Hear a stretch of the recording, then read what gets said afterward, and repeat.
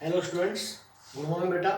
जैसा कि आपको पता है, आपका जो चैप्टर चल रहा था द लिटिल गर्ल, इसकी आपकी समरी मैंने आपको इससे पहली जो वीडियो आपके पास सेंड की थी उसमें भी बता दिया था, लेकिन एक बार पुनः आपको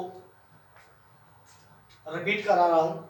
तो इस चैप्टर के जो राइटर हैं वो है मैन्सफील्ड, यानी कि कैथराइन मैन्सफील्ड। इसके द्वारा ये जो पोएम चैप्टर है इसमें एक छोटी सी लड़की के बारे में वर्णन किया गया है जो कि अपनी दादी के पास ज़्यादातर अपना समय बिताती है और उसके जो पिता हैं वो बहुत क्रूअल दिखाई देते हैं, निर्दयी दिखाई देते हैं। लेकिन बाद में एक घटना ऐसी घटी जिसके द्वारा उसको पता चल गया कि ये जो उसके पिता हैं वो बहुत ही सरल हृदय के हैं, नरम हृदय के हैं।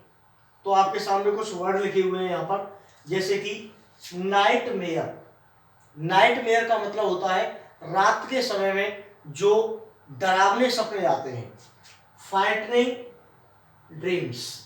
विस्परी का मतलब होता है स्केरी, कानाफूसी करना।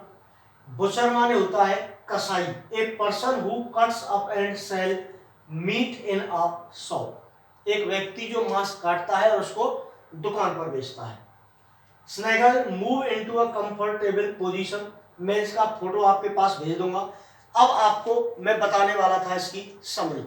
देखिए, मैंने आपको उस दिन बता दी थी कि मैन्सफील्ड जो है वो इस कविता में या इस चैप्टर में लड़की के बारे में बताते हैं कि वो जो लड़की है वो अपने पड़ोसी को देख करके बहुत अपने मन में ये फीलिंग आती है कि मेरे जो पिताजी हैं वो हमारे पड़ोसी अंकल की तरह मेरे साथ क्यों नहीं खेलते हैं।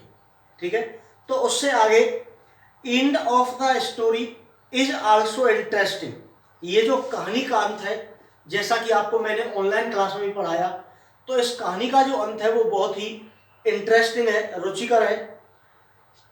As Mansfield appears to be exploring the theme of the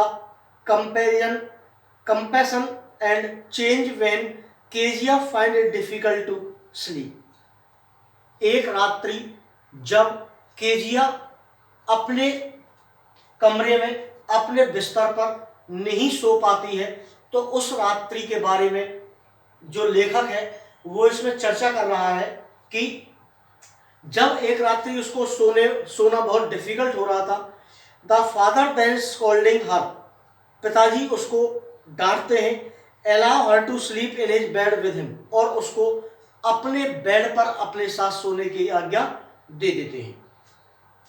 for the first time in the story, यानी कि ऐसा कहानी में ये पहली बार हो रहा है, he is allowing Kezia to sleep with her, यानी कि वह अपने साथ पहली बार केजिया को सोने की अनुमति प्रदान करते हैं।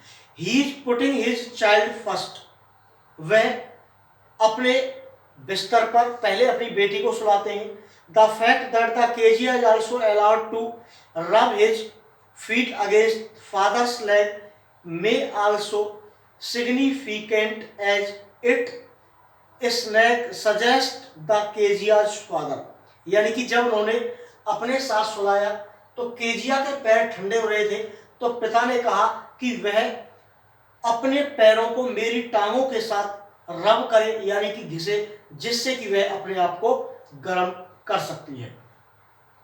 How important this connection is to Kezia is noticeable by the fact that he begins to forgive her father for his previous actions, यानी कि उसके मन में जो पिताजी के लिए पहले से एक निर्दयता की भावना भरी हुई थी, अब उसको वो काफी हद तक कम कर देती है। क्योंकि जब वह सो नहीं पा रही थी तो केजिया के जो पिताजी थे वो मोमबत्ती जला करके उसके पास आए, वह बहुत डरी हुई थी। उसके बाद उसने अपने बेड पर खड़े होकर के वह पिताजी के साथ चली जाती है और तब उसके पिताजी उसको बेड पर सोने के लिए अलाउ करते हैं। तो आगे ये कह रहा है कि it is also interesting that Mansfield and the story with the line what a big hurt.